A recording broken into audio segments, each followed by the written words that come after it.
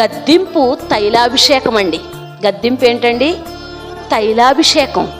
అంటే అహరోను గడ్డము మీదగా పోయబడి అంగీల అంచుల వరకు కారిన పరిమళ తైలంతో దైవజనులు తిడతారనో, దైవజనులు తప్పంటారనో, దైవజనులు కాదంటారనో, దైవజనులు వద్దంటారనో దాటి వెళ్ళి నష్టపోవటం కంటే ఆ గద్దింపును తీసుకోవటమే మేలు.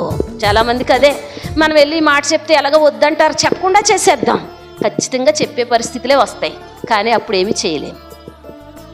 ఖచ్చితంగా మరలా అదే పరిస్థితి మొదటికే వస్తుంది, కానీ అప్పుడు మనం మార్చలేని దాన్ని దాటిపోయి ఉంటాం. దేవుడు బయలుపరిచే విషయంలో రాజీ పడ్డండి. నేను మాట చెప్పనా, లోకస్తులు పాపం చేస్తే మనుషులు దాస్తారు, దేవుని పిల్లలు పాపం చేస్తే దేవుడే బయలు పెడతాడు, దేవుడే బయట పెడతాడు. దావీదు పాపం ఎవరు బయట పెట్టారండి? దావీదు పాపం ఎవరు బయట పెట్టారు? సంసోను పాపం ఎవరు బయట పెట్టారు? దేవుడే. జాగ్రత్త, ఆళ్ళో ఈళ్ళో అక్కడో ఇక్కడోనేమో ఆలోచించకండి, దేవుడు బయటే పెడతాడు.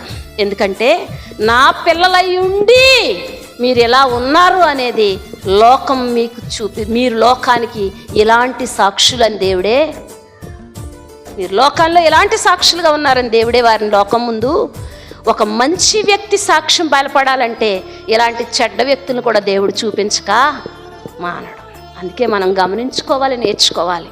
దేవుని వాక్యం మనల్ని గద్దించినప్పుడు, దైవజనులు మనల్ని గద్దించినప్పుడు ఆ గద్దింపుకు మనం ఏం చేయాలంటండి?